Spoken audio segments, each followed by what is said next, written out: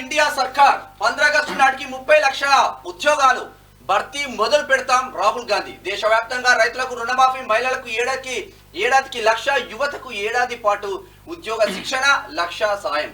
రాజ్యాంగాన్ని రక్షిస్తాం, రిజర్వేషన్లు పెంచుతాం. కార్పొరేటర్లకు మోదీ ఎంత దోచిపెట్టారో అంత సొమ్ముడు పేదలకు పంచుతాం. అదాని అంబానీ కోసమే పెద్ద నోట్ల రద్దు, జిఎస్టీ అని విమర్శ. ఏం చేస్తారన్న దీనిపైన? అది చాలా స్పష్టంగా ఈరోజు ఒక వ్యక్తి ఉద్యోగాల గురించి మాట్లాడుతుండు, ఏమిస్తామో మాట్లాడుతుండు. ఒకవైపు వ్యక్తి డెవలప్మెంట్ గురించి మాట్లాడితే, ఇంకొక వైపు వాళ్ళు చాదస్తం గురించి మాట్లాడి ఏదైతే ఎమోషనల్గా సెంటిమెంట్గా గుడిని ఏదైతే సంబంధించి కులాల వారీగా ఓట్ల లబ్ధి పొందే ప్రయత్నం చేస్తారు. మన బతుకు కోసం మనం ఆలోచిద్దామా? ఈరోజు అన్న మన గుండెపోటు వచ్చిందనుకో అన్న, మొదట ఎడికి తీసుకుపోతాం మన కుటుంబ సభ్యుల్ని. హాస్పిటల్ తీసుకుపోయినాక దేవుణ్ణి మొక్కుతాం. హాస్పిటల్ అనేది అవసరం, దేవుడు అనేది నమ్మకం. అంతే.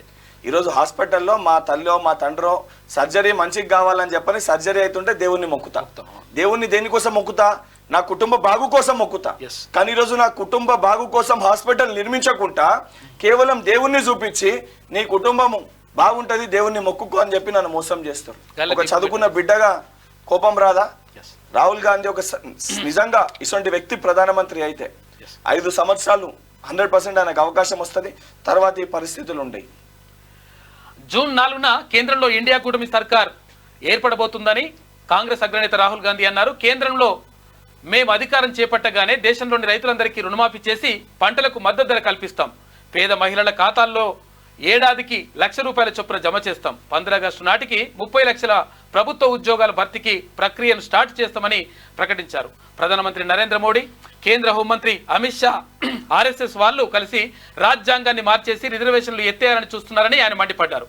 కానీ తాము దేశానికి ఆత్మ లాంటి రాజ్యాంగాన్ని రక్షించి వెనుకబడిన వర్గాలు, దళితులు, ఆదివాసీలు, మైనార్టీలకు రిజర్వేషన్లు పెంచుతామని తెలిపారు.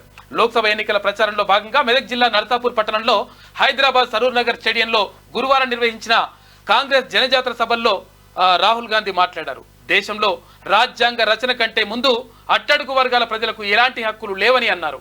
అలాంటి వారికి రాజ్యాంగం అండగా నిలిచిందని, ఇప్పుడు ఆ రాజ్యాంగాన్ని మారుస్తామని బీజేపీ నేతలు చెప్తున్నారని ఆగ్రహం వ్యక్తం చేశారు. ఇక ఆదాని అంబానీ కోసమే మోడీ పనిచేస్తారు. ఆదాని అంబానీ కోసం తప్ప పేదల కోసం ఎన్నడూ మోడీ పనిచేయలే. ఆదాని కోసమే మోదీ పెద్ద నోట్ల రద్దు చేపట్టిండు. తప్పుడు జిఎస్టీ తెచ్చింది అందుకే. ఎయిర్పోర్ట్లు, నౌకాశ్రయాలు, ప్రభుత్వ రంగ సంస్థలన్నీ ఆదాని పరం చేసిండు. రిజర్వేషన్లను రద్దు చేసేందుకే ప్రభుత్వ రంగ సంస్థలన్నింటినీ ప్రైవేట్ చేస్తూ పోతున్నాడు అని చెప్పేసి రాహుల్ గాంధీ ఆరోపిస్తా ఉన్నారు. రాజ్యాంగం కేవలం పుస్తకం కాదు, అది పేద ప్రజల గొంతుక, గుండె చప్పుడు. రాజ్యాంగం వల్లే పేదలకు హక్కులు దక్కాయి. రాజ్యాంగం ద్వారానే పేదలకు అధికారం, రిజర్వేషన్లు వచ్చాయి.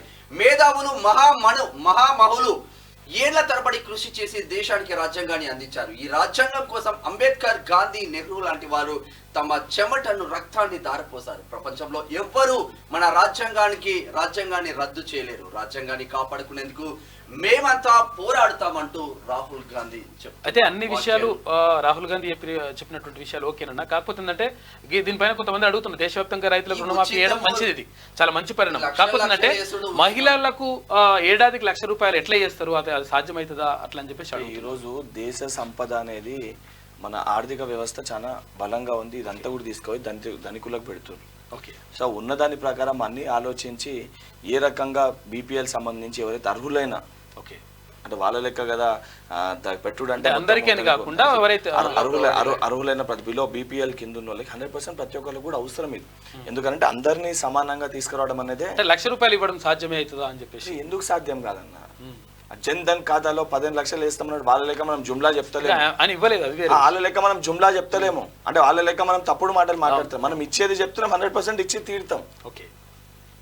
అంటే రాష్ట్రంలో 2500 సాధ్యం కావట్లేదు, కాంగ్రెస్ అన్న 3 నెలలనే సాధ్యం కావట్లేదు అని చెప్పని విమర్శించేస్తే, ఇప్పుడు పక్కనున్న కర్ణాటకలో చేస్తలేరా? మహిళలకు ఇస్తురా లేదా? ఇది కూడా స్టెప్ బై స్టెప్ ఇక్కడ ఇస్తారు. అరే ఏమి కాదు, 3 నెలలనే మొత్తము అయిపోయిందని చెప్పి విమర్శిస్తే తప్పు కదా.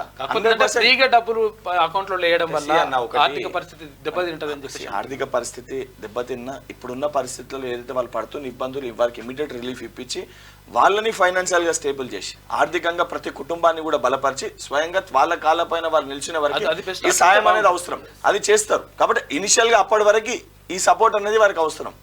నిలబెడుతూ సాయం చేస్తూ ఆ కుటుంబాన్ని వాళ్ళ కాళ్ళపైన వాళ్ళు నిలబెట్టే ప్రక్రియ తప్పనిసరిగా ఇండియా కూటమి కాంగ్రెస్ ప్రభుత్వం చేస్తుంది.